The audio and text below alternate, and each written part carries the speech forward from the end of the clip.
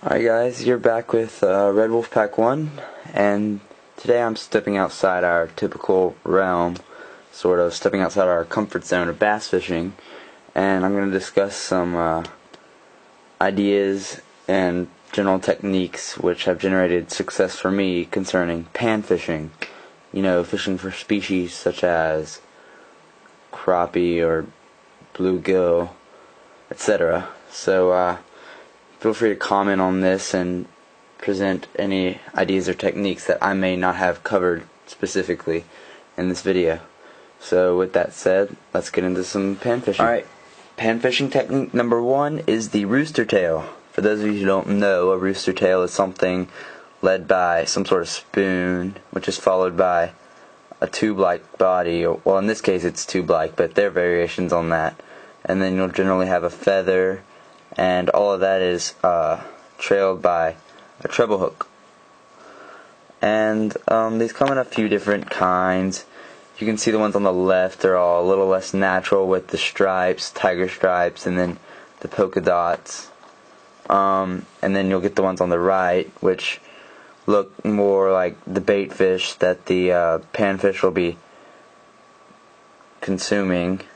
And you can see in this particular one, you can almost see the scales in the blue section, and then you get the eye, which is a really nice feature. That comes in a few different colors with the blue, and then you can get purple. Any of these different kinds should work for you. The brim aren't too picky about how you fish them. I would say you could fish them however you like, really. Different speed, try out different speed, see what works for you.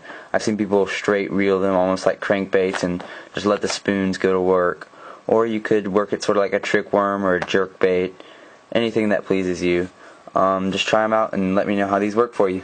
A second of my favorite techniques for pan fishing is just fishing little panfish jigs. What you can do is just take a jig head like this one here, which is just a weight with an attached hook to it. In this case it's really colorful, that's why I like that one. Or you can take a more simple one, just plain white with a black eye, and you can just take a tube and slide that onto your jig head, and that'll do the trick, just for demonstration purposes. That's how you go about that. Or if you want to be really simple, just take a hook, tie that onto your line, put a tube on that, and if you want some extra weight, you can always add a split shot weight like that, and it'll just clamp onto your line. That's a pretty good investment. These come in a few different types of tubes, sort of like a swim bait with that paddle tail, as you can see. Or you can get more like a streamer tail. There are about 10 different streamers on the end of that one. And if you're willing to spend a little more money, I would recommend to you a pre-made jig. In this case, it's bright yellow.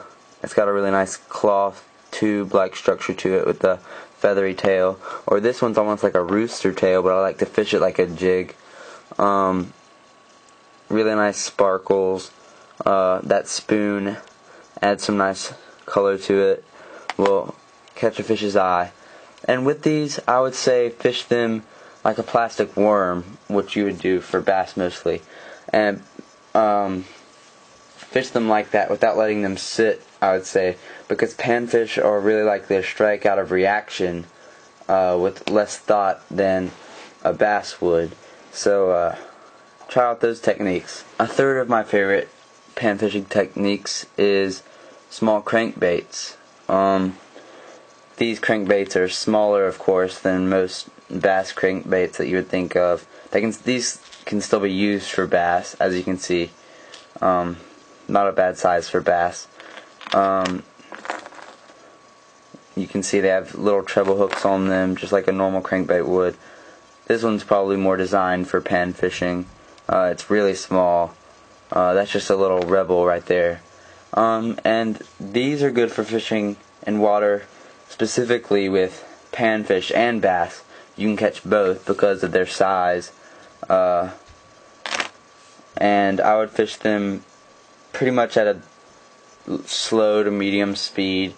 You can either jerk them or straight reel them, whichever pleases you, and let me know how you do. A fourth pan fishing idea that I want to offer to you would be swim baits. You might generally think of these as bass lures, but I like these small ones for pan fishing too. That treble hook on the bottom is really nice. I really like this one because it almost looks like a minnow that the panfish might be chasing near the banks. I see that a lot. You also get that other variation. You can just put a hook on that, or this kind has a hook on top. Of these three, I still like the one on the bottom because of the treble hooks, but these two right here are both very realistic looking, so I would try any of those out. A fifth and final idea that I want to offer you, try out some flies, if nothing else works. Flies don't have to be used necessarily with fly fishing equipment. You can always just tie it on your line, maybe add a weight if your rod and reel aren't light enough. If you don't have that fly fishing equipment, I know it can run kind of expensive, so we do this in some of our creek fishing videos.